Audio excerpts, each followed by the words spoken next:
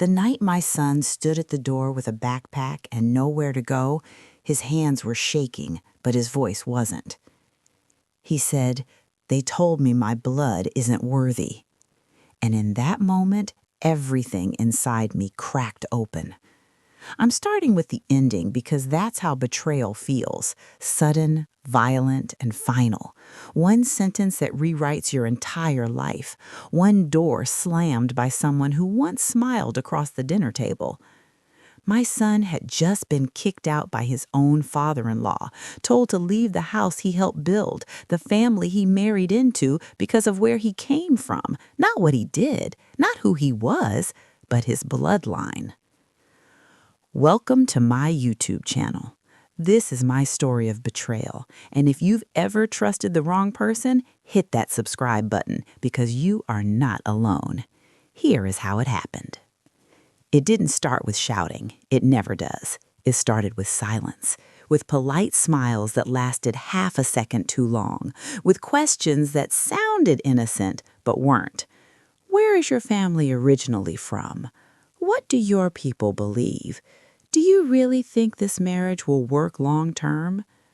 At first, my son brushed it off. He always did. He believed love could soften anything. He believed respect was earned through patience. He believed that if he showed up enough, paid his share, worked late, kept his head down, eventually he'd be accepted. He was wrong. I remember the day he introduced us to her family. Her father shook my hand firmly, smiled wide, and said all the right things. Compliments, blessings, promises about unity and shared futures. I wanted to believe him. God, I really did. As a parent, you want to think your child is walking into safety, not into a test they were never meant to pass. The first year of their marriage was quiet, too quiet. Celebrations where my son wasn't in the photos, decisions made without him in the room, jokes that landed like insults but were always followed by, "Oh, don't be so sensitive." That phrase, that's how they get away with it. Then came the money. The house wasn't really theirs, apparently. The help my son gave wasn't enough. His job wasn't respectable enough. Every contribution he made was slowly erased, rewritten as charity he should be grateful for. Gratitude became a leash. I tried to warn him gently. I told him love should never feel like a debt. He laughed it off, said I was overthinking, said his father-in-law was old school and just needed time. Time didn't fix it. Time sharpened it. One evening, my son called me and didn't speak for a full minute. I could hear his breathing on the other end, heavy, controlled, like he was holding something down. When he finally spoke, he said, "They had a family meeting. I wasn't invited." That's when I knew.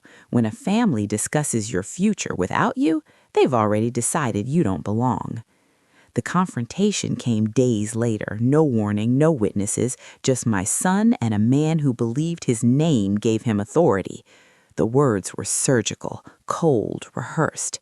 "You will never be one of us. Your background doesn't match our standards. This bloodline ends with you." Then the final instruction, leave. No negotiation, no discussion, just exile dressed up as tradition. When my son showed up at my door that night, I wanted to scream at them, at myself, at a world that still thinks it can measure worth by ancestry. He didn't cry. That scared me more than tears ever could. He just sat there staring at the floor, repeating the same sentence under his breath like he was trying to understand it. I loved them. I really loved them. I held him and felt something shift inside me. Betrayal doesn't just hurt the person it targets, it sends shockwaves through everyone who loves them. I was reading comments on my YouTube videos the other day, and I realized I wasn't the only one. So many of you wrote about being rejected by families who smiled first and stabbed later, about being told you'd never be enough because of where you came from, about being cast out not for your actions, but for your identity. And I realized this story isn't just mine or my son's, it's ours. But here's the part they didn't expect. They thought shame would silence us. They thought humiliation would make us disappear. They thought my son would crawl away quietly and accept the verdict written by someone else's prejudice. That was their mistake. Because while they were congratulating themselves for protecting their bloodline, we were planning something they could never control, something that didn't require permission, something that would turn their rejection into exposure. And the very next morning, my son said something to me that changed the direction of everything, something that made me realize this wasn't the end of the story. It was the beginning of their regret. The morning after my son slept on my couch, he woke up before I did. I found him sitting at the kitchen table, staring at his phone like it had personally betrayed him. Notifications stacked, missed calls, messages that switched between anger and fake concern so fast it made my head spin. "Come back and talk like an adult. You're embarrassing the family. Your wife is crying because of you." Not a single message asked if he was okay. He looked up at me and said very calmly, "They don't want me back. They want control back." That was the moment I realized my son had crossed an invisible line. Once you see the pattern, you can't unsee it. Once you understand the game, you stop playing by their rules. He told me what he planned to do next, and I'll be honest, I was afraid, not because it was reckless, but because it was bold. And bold scares people who survive by staying quiet. He said, "I'm done explaining myself. I'm done shrinking." What he didn't know yet was that his father-in-law had already started rewriting the story. That's how people like him operate. They don't just hurt you, they get ahead of the narrative. So when you finally speak, you sound defensive. By noon, relatives were calling, not to check on my son, but to correct him. "You misunderstood. He didn't mean it like that. You know how elders speak." Funny how cruelty always needs translation, but dignity never does. My son listened quietly. He didn't argue. He didn't raise his voice. He took notes, actual notes, names, times, exact words. He said, "If I'm going to be accused, I might as well be accurate." That's when I knew this wasn't going to end the way they thought. Meanwhile, his wife, my daughter-in-law, was trapped in the middle, pulled from one room to another like a witness on trial. They demanded she choose, not because they loved her, but because forcing a choice would prove loyalty. And loyalty in that house was measured by how completely you could erase your spouse. That night, she called my son in secret, whispering, crying, saying things like, "I didn't know he would go that far," and "just apologize and everything can go back to normal." Normal. That word again. Normal was him swallowing insults at dinner. Normal was being reminded he was lucky to be there. Normal was love with conditions and respect with an expiration date. He told her something I never thought I'd hear my gentle, peacekeeping son say. "I will not apologize for existing." Silence followed. Heavy, terrifying silence. The next day, the father-in-law escalated. He always did when he felt power slipping. Legal threats, financial threats. He claimed the house, the car, even wedding gifts. He said my son had no proof of contribution, no receipts, no witnesses.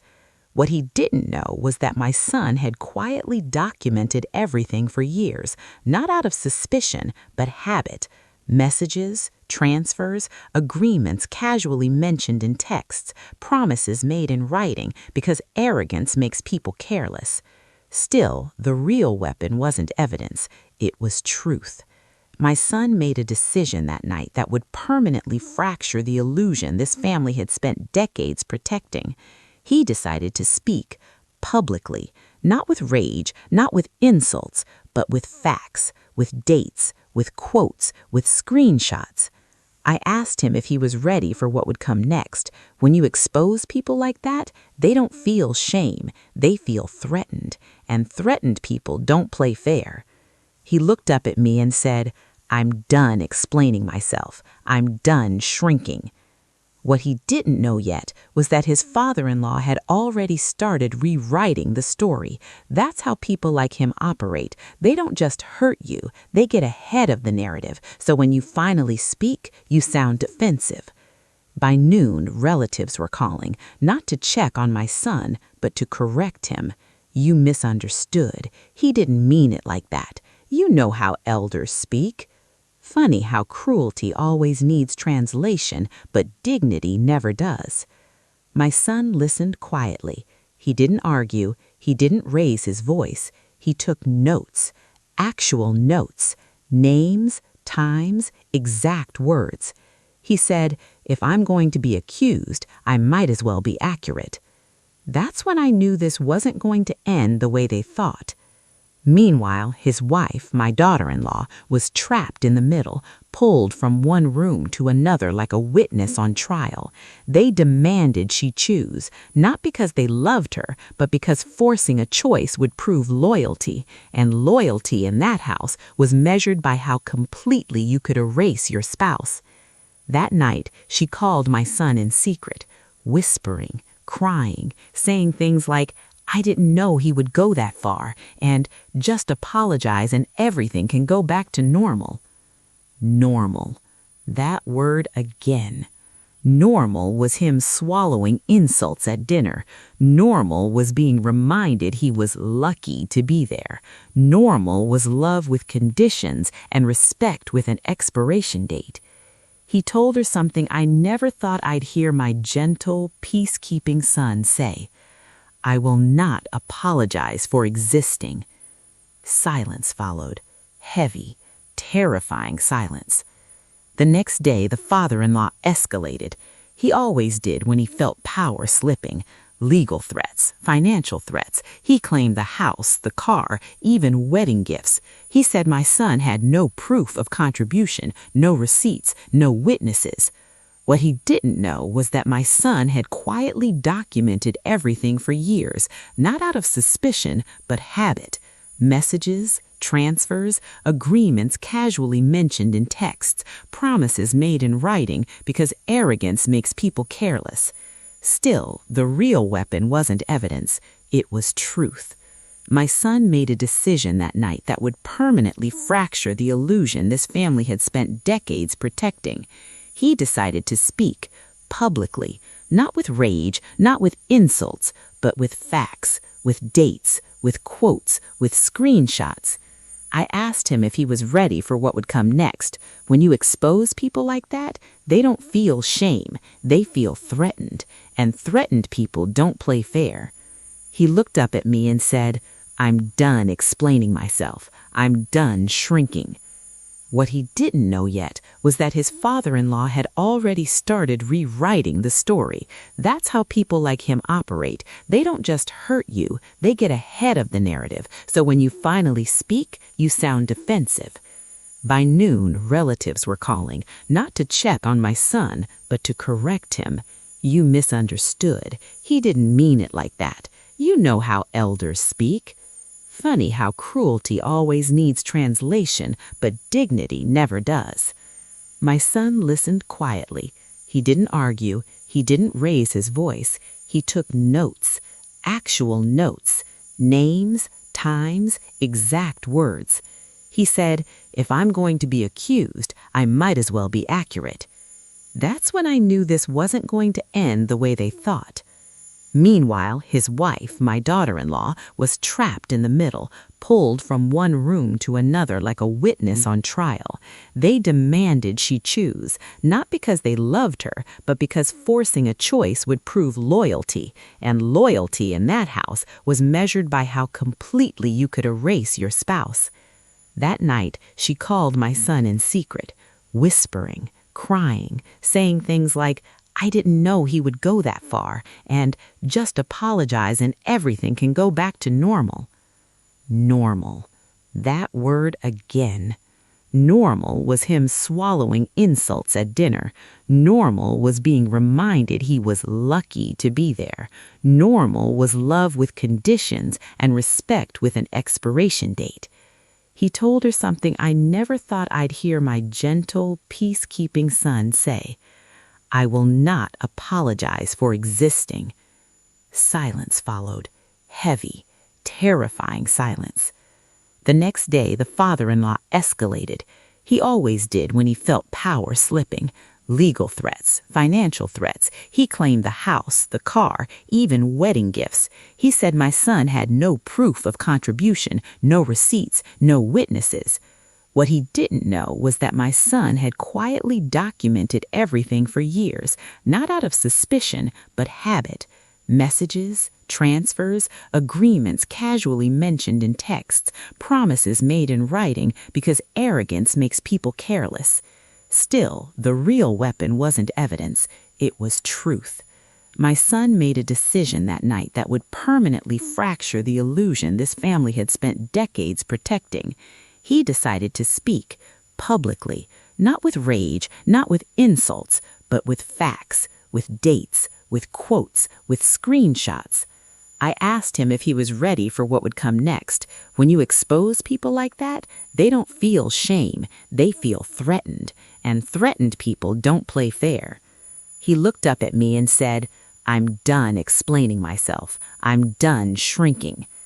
What he didn't know yet was that his father-in-law had already started rewriting the story. That's how people like him operate. They don't just hurt you, they get ahead of the narrative. So when The warning didn't come directly from him. Men like that never dirty their hands when they can send a message through fear. It came from a mutual acquaintance, someone who spoke in half sentences and nervous pauses. He's calling people, important people. He wants to make an example. An example. That word hit harder than any insult. My son listened quietly as the details unfolded. The father-in-law was planning to take this to the community council, elders, business leaders, religious figures, a closed-door meeting. No lawyers, no recordings, just influence, tradition, and reputation. He wanted to brand my son as ungrateful, unstable, and disrespectful. Once that label stuck, it would follow him everywhere. Jobs, friendships, even future relationships. This wasn't about truth anymore. It was about erasure. My son's wife sat beside him, knees pulled to her chest. She finally understood the machinery she'd grown up inside. She said softly, once they decide someone is a problem, they make sure no one wants to touch you. Isolation as punishment, silence as execution. I asked the question everyone was thinking but afraid to say. Can he really do that? She nodded, slowly. He's done it before. That night, my son didn't sleep. He didn't pace either. He sat at the table organizing documents into folders. Evidence wasn't just proof now, it was armor. He reached out to people he trusted, not to plead, but to inform. He didn't ask for support, he asked for witnesses. And here's the part that still chills me. Most of them already knew. Not the details, but the pattern. They'd seen it happen to cousins, employees, distant in-laws. They just never thought it would be him. Silence survives on that assumption. The council meeting was scheduled for 3 days later. 3 days to dismantle a lifetime of lies. The father-in-law sent a message that morning, short, polished, threatening in its restraint. If you attend, you will regret it. My son replied with one sentence, I already do, for trust in you. On the day of the meeting, my son walked in alone. No theatrics, no entourage, just a calm man with a folder and a spine forged under pressure. His wife wasn't allowed to attend. That wasn't an accident. They wanted him isolated. Inside, the room was heavy with familiarity. Men who'd watched him grow up, men who'd praised his work ethic, men who now avoided eye contact because neutrality is easier than courage. The father-in-law spoke first. He always did. He painted my son as volatile, claimed he'd been asked to leave temporarily, said the Bloodline comment was a misinterpreted cultural language. He smiled while speaking, like he was doing everyone a favor. Then my son stood up. He didn't raise his voice. He didn't insult. He read. Dates, messages, exact quotes. He held up his phone and asked permission to play a voice note. The room shifted. In the recording, the father-in-law's voice was unmistakable, calm, certain, saying the words no one was supposed to hear out loud. Your blood will never mix with ours. Silence fell. Not the awkward kind, but the dangerous kind, the kind that rewrites power dynamics in real time. The father-in-law laughed it off at first, called it private family talk. My son responded with something that took everyone by surprise. Then why did you repeat it to me 3 times and once in front of my wife? That's when she spoke up, from outside the room. She hadn't been allowed in, but she hadn't left either. She stood in the hallway and said, loud enough for everyone to hear, "Because you wanted me to hear it." You could feel the air fracture. For the first time, the narrative wasn't his to control. The meeting ended without a verdict, no condemnation, no apology either, just confusion. And confusion is lethal to tyrants. They thrive on certainty. By evening, rumors were everywhere. Some defended him, some condemned my son. Most stayed silent, waiting to see which way the wind would blow. That's when the retaliation turned personal.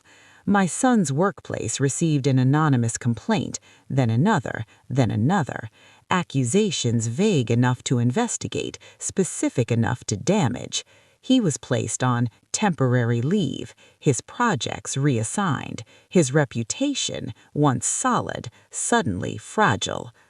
I watched my son absorb it all without breaking, but at night, when he thought no one could hear, I heard him breathing too fast in the dark. The father-in-law sent a final message. This ends now. Delete the post, apologize, or lose everything. Everything. That word again. My son didn't answer. Instead, he did something irreversible. He released the second post. This one wasn't just his story, it was a pattern. He anonymized names, but not behaviors. He described the system, how lineage is weaponized, how silence is enforced, how dissent is punished. He included evidence, but more importantly, he included voices, messages from others who'd been hurt the same way. Within hours, the story jumped beyond our community. Journalists reached out, advocates, organizations, people who understood that this wasn't gossip, it was exposure.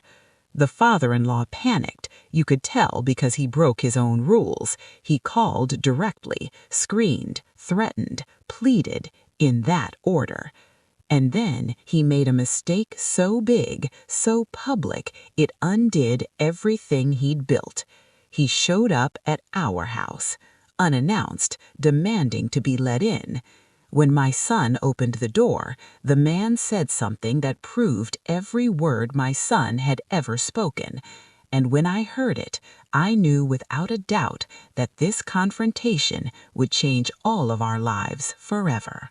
When my son opened the door, the father-in-law didn't wait for an invitation. He stepped forward like he still owned the space, like authority followed him everywhere he went. His voice was low, controlled, dangerous. "You've gone too far." That was the moment I stepped into the hallway. I wanted him to see me. I wanted him to know this wasn't a private battlefield anymore. My son didn't raise his voice. He didn't flinch. He simply said, "You should leave." And that's when the man said it, the sentence that would destroy him. He looked my son in the eye and said, "You people always forget your place."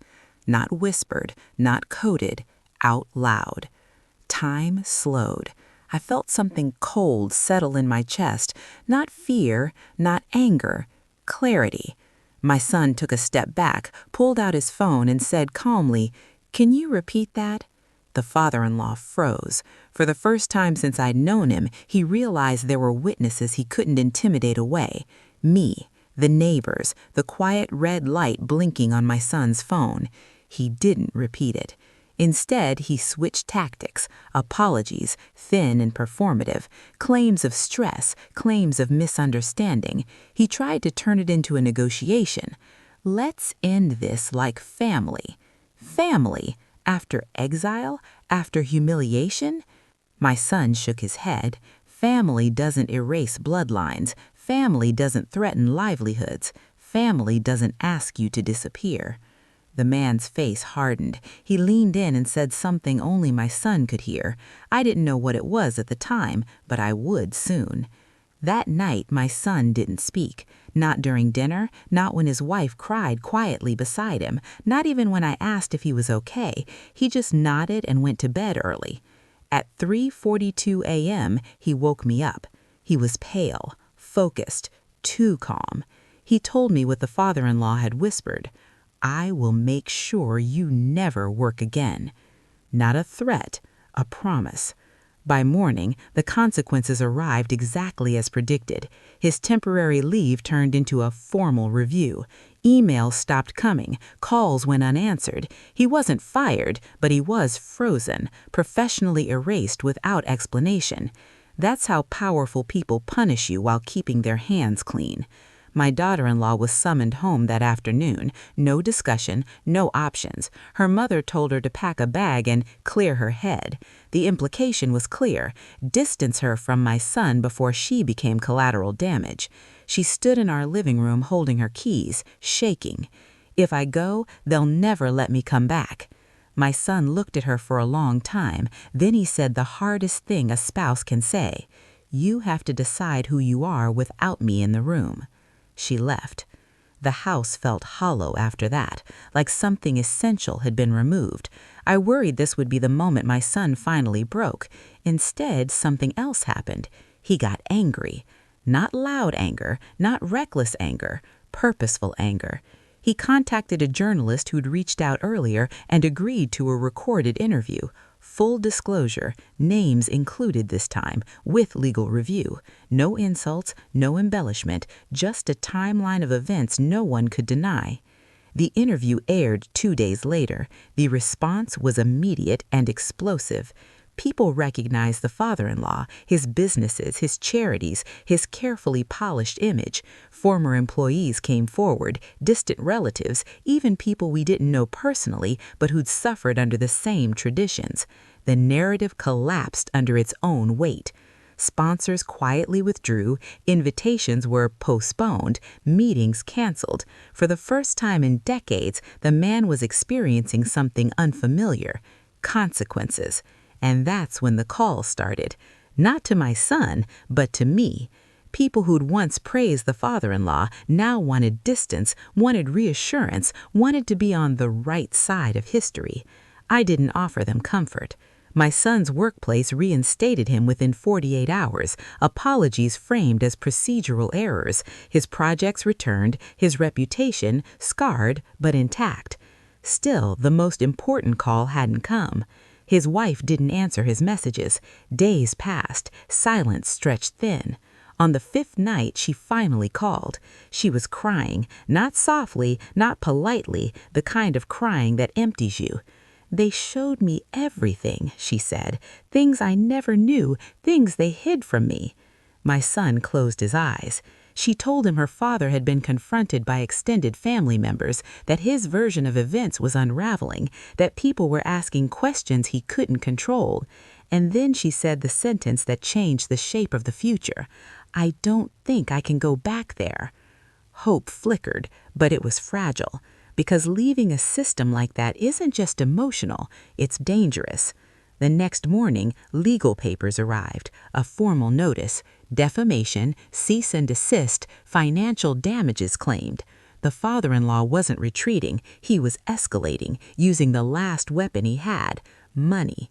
My son read the papers slowly, carefully. Then he smiled, not with joy, but with understanding. He looked at me and said, This means he's scared.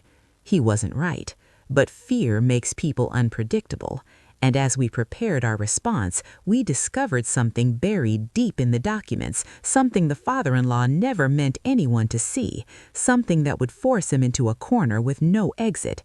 And when my son realized what it was, he said, "If I use this, there's no going back." The document was buried deep. Page 14, subsection C, written in language so dense it was clearly never meant to be read by the people it affected. But my son read everything. He always had. It was a financial disclosure tied to one of the father-in-law's charitable trusts. On the surface, it looked clean, generous, community-focused, the kind of thing that earns awards and newspaper features. But one line didn't add up. A transfer, large, repeated, quietly routed through shell entities. My son stared at it for a long time before speaking. "This isn't just unethical," he said. "This is illegal." And suddenly, the story wasn't just about bloodlines or pride or control. It was about power abusing its cover, about a man who preached tradition while bending rules to protect himself. Here's the cruel irony. The father-in-law had exposed himself by trying to intimidate my son legally. In his rush to threaten, he'd revealed the very thing that could destroy him. But knowing something and using it are two very different choices. If my son went forward, this wouldn't be a family dispute anymore. It would be public accountability, investigations, headlines, fallout that would affect not just the man, but everyone connected to him, including my daughter-in-law. That night, my son didn't sleep. Again. He sat on the floor, back against the couch, papers spread out like a chessboard. Every move had consequences. Every silence did too. He called his wife. She answered immediately this time. He told her everything, no filtering, no protecting, no softening the truth. She was quiet for a long time. Then she said something that broke my heart and healed it at the same time. "My whole life, I was told who to be loyal to. No one ever asked who deserved it." She told him her father was unraveling, that he was angry, reckless, that he'd started blaming her for not stopping this, for not controlling her husband, for letting outsiders shame him. That's when my son asked the question he'd been avoiding. "If this goes public, will you be safe?" She didn't answer right away. When she finally did, her voice was steady. "I won't be safe if it doesn't." Decision made. My son didn't leak the document. He didn't post it. He did something smarter. He handed it to an independent investigative body. No drama, no announcement, just facts submitted quietly, formally, with corroborating evidence. He let the system do what exposure alone couldn't. Weeks passed. On the surface, things looked calm, too calm. The father-in-law stopped calling, stopped threatening. Publicly, he acted untouched, still attending events, still smiling for cameras. But behind the scenes, doors were closing. Bank accounts audited, partnerships paused, meetings with advisors, the kind of meetings you don't talk about. Then came the call that changed everything. The investigation had opened officially. No charges yet, but scrutiny, serious scrutiny. That's when the father-in-law finally broke. He reached out, not to his son, but to his daughter, begging, crying, promising, threatening, all in the same conversation. "If you don't fix this, I'm finished." For the first time, she didn't absorb the guilt. She said, "You did this to yourself." And she hung up. She came back to our house that night with 2 suitcases. No tears, just exhaustion. She hugged my son like someone who'd been holding their breath for years. But peace never comes without a final test. The father-in-law made one last move, his most desperate one yet. He called an emergency family gathering. Everyone, elders, relatives, allies, critics. He wanted to rewrite the story one final time while he still could. And he invited my son. The message was clear. Show up and be controlled, or stay away and be labeled guilty. My son looked at the invitation, then at his wife, then at me. He said, "If I go, I end him publicly." I asked him the question every parent dreads asking, "Are you ready for that?" He nodded, because at some point, protecting yourself means letting the truth burn bridges that were never safe to cross again. The gathering was scheduled for the following Sunday, and my son walked in carrying something no one there expected him to have.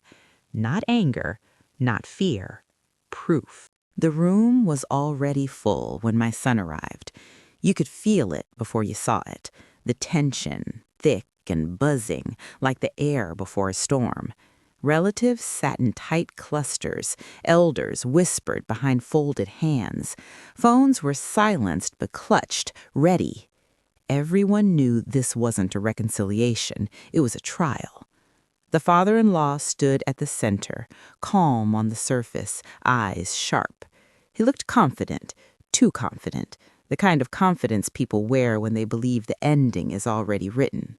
He gestured for my son to sit. My son didn't. That alone caused a ripple. In that family, standing when you're told to sit is a declaration. The father-in-law cleared his throat and began speaking about family honor, about discipline, about protecting tradition from corruption.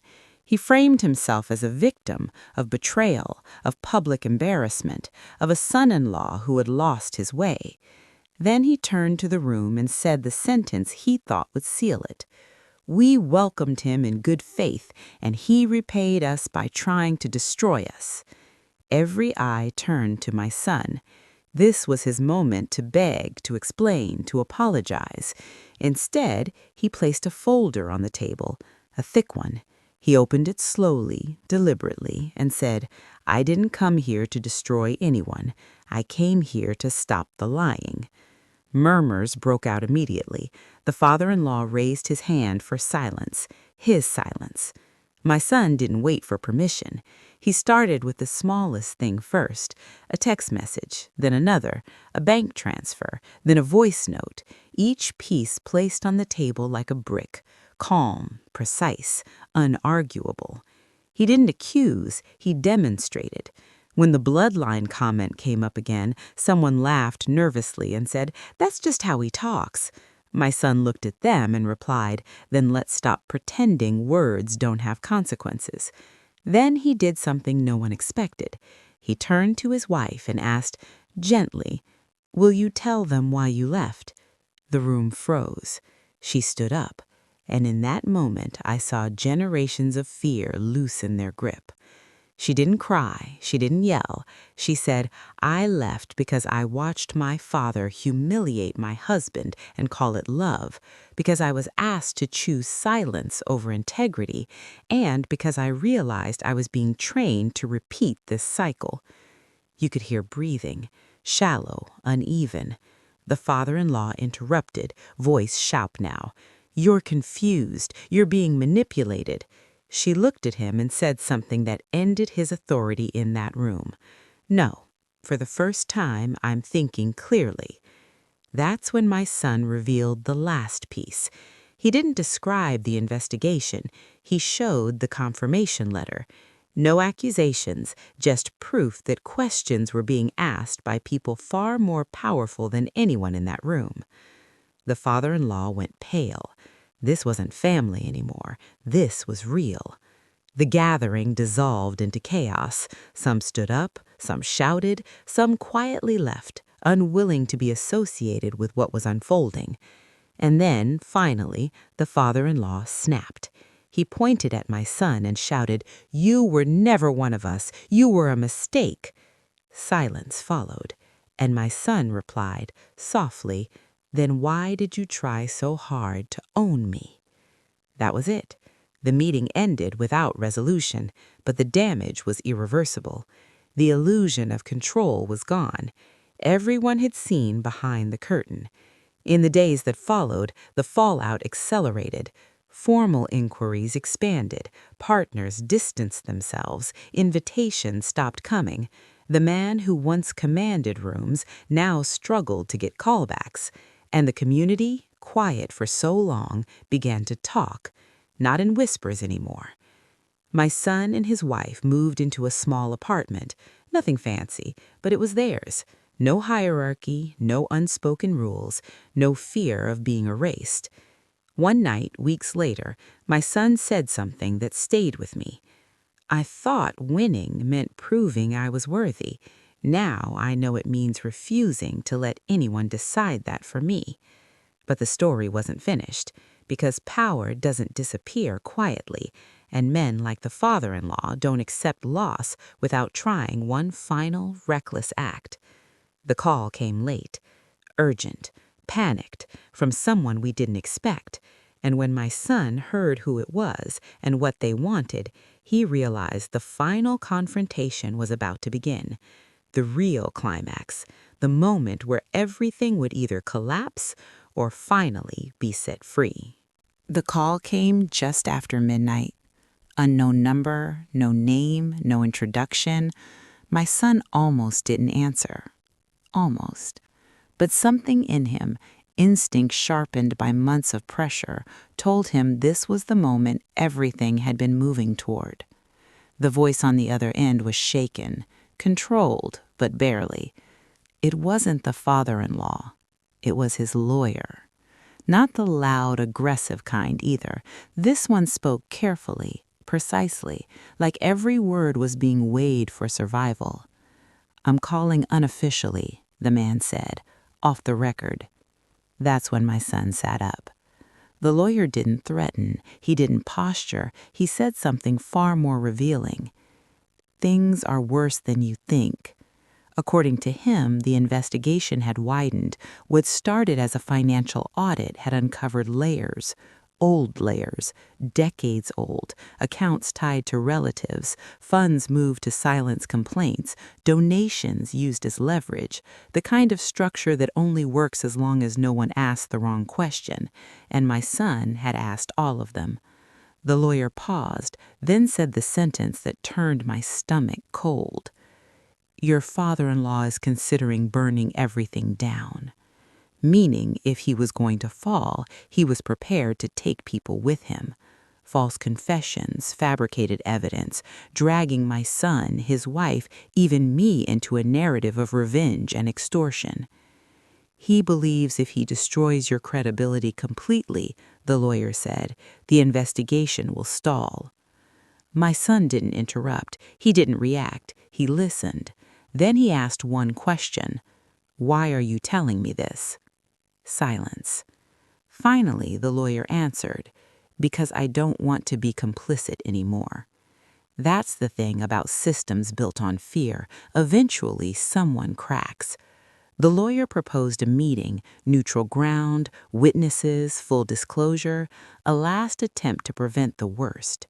My son agreed on one condition. Everything would be recorded. The meeting was set for the next evening, and that's when the pressure became unbearable. That day, strangers started showing up outside the apartment, sitting in cars, watching, not threatening, just present, a reminder that power doesn't always need to speak to be heard. My daughter-in-law received messages from relatives she hadn't heard from in years, some pleading, some accusing, some warning her to remember who her real family was. She deleted them all. She said, "I already chose." The meeting took place in a private conference room, glass walls, neutral colors, the kind of place designed to look clean while ugly truths spill inside it. The father-in-law arrived last. He looked smaller, not physically, but energetically.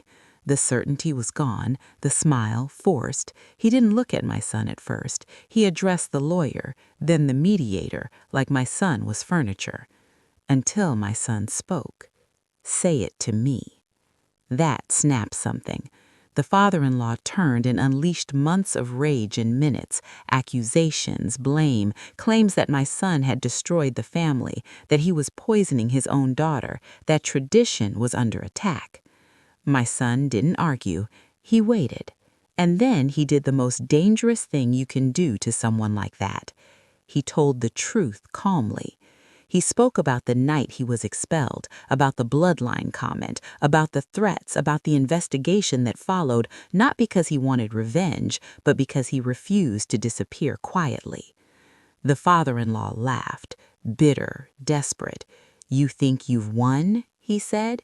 "You have no idea who you're dealing with." That's when my son pressed a button on his phone. The room went quiet as a recording played. The father-in-law's voice, clear as day, discussing making an example, ending careers, and using influence to bury problems. The lawyer closed his eyes, the mediator stiffened, and for the first time, the father-in-law understood something irreversible had happened. He stood up abruptly, knocking his chair back. "You can't use that. That was private." My son replied evenly.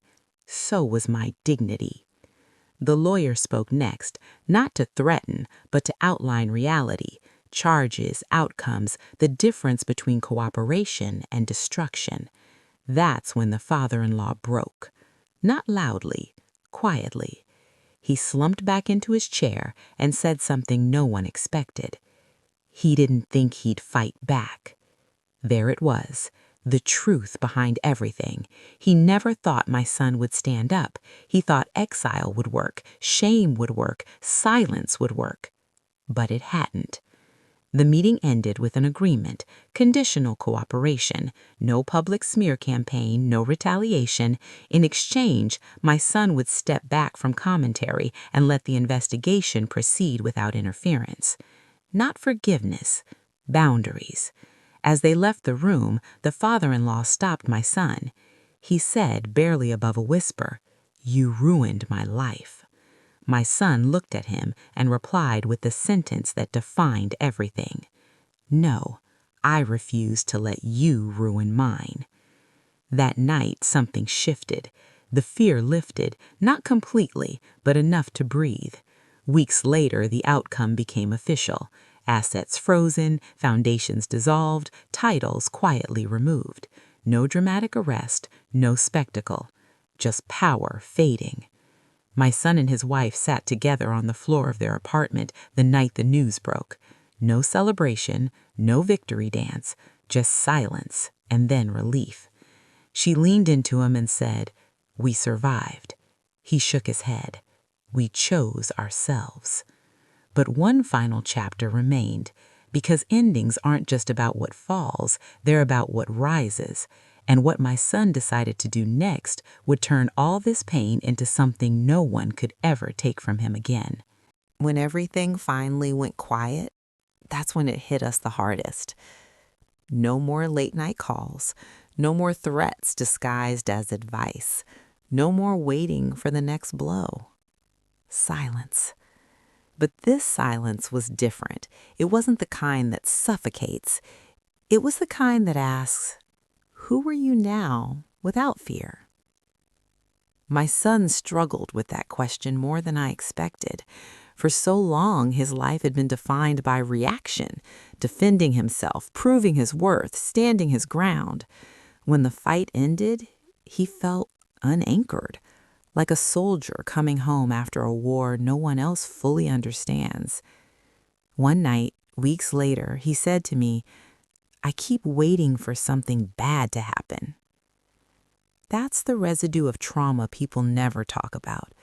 When you survive injustice, your body doesn't immediately believe it's over. But slowly, day by day, something new began to grow. Not revenge, not pride, purpose. It started with messages, hundreds of them, people who had seen the interview, read the posts, heard the story through whispers and screenshots. Men and women who had been told they were less than because of where they came from, who they married, or what they refused to tolerate. They weren't asking for sympathy. They were asking one question: how did you find the courage? My son didn't feel like a hero. He still doesn't. He told them the truth, that courage wasn't a personality trait. It was a response. It showed up when silence became more painful than speaking. Eventually, those conversations turned into something bigger, a small support group at first, Private, anonymous, a space where people could tell their stories without being corrected, minimized, or blamed. No hierarchy, no elders, no titles, just truth. I watched my son facilitate those conversations with a gentleness I hadn't seen since he was a child. He didn't lead from above, he listened from beside. And that's when I understood something important. The same man who tried to erase him had accidentally created the very thing he feared most, a voice that couldn't be controlled. His wife, no, his partner, stood beside him through it all, not as someone who had been rescued, but as someone who had chosen herself just as fiercely. She confronted her own family when needed, set boundaries without apology, walked away from wealth and comfort because they came with conditions. She told me once, quietly, "I used to think love meant obedience. Now I know it means alignment." Their marriage didn't return to what it was before. It became something stronger, built on choice instead of expectation. Months passed. The father-in-law faded from public life. His name stopped carrying weight. People stopped defending him out of fear and started distancing themselves out of self-preservation. No grand apology ever came, and that was okay. Closure doesn't always arrive wrapped in remorse. Sometimes closure is simply knowing the cycle ends with you. One evening, my son asked me a question I wasn't ready for. "Did you ever worry this would destroy me?" I told him the truth. Yes, but I worried more about what would happen if you stayed silent. Because here's the lesson no one teaches you until it's too late. Being accepted by people who require your erasure is not belonging. It's captivity. Bloodline is not destiny, tradition is not truth, and respect that demands your suffering is not respect at all. My son didn't win by humiliating anyone. He won by refusing to disappear, by choosing integrity when compliance would have been easier, by understanding that walking away from power built on fear is not loss, it's liberation. Today, when people ask him who he is, he doesn't start with his job or his background. He says, "I'm someone who learned the hard way that my worth is not negotiable." And if you're watching this, if you've ever been told you don't belong, that your blood, your name, your past makes you unworthy, hear this clearly. Their rejection is not a verdict on you. It's a confession about them. Sometimes the bravest thing you can do isn't staying and proving yourself. It's leaving and building a life so full, so honest, so unafraid, that their power over you dissolves into nothing. This isn't just my son's story. It's a reminder. You don't need permission to exist with dignity. You don't need approval to protect your soul. And you don't owe loyalty to anyone who demands your silence in exchange for love. That door they slammed, it wasn't the end. It was the sound of a cage opening.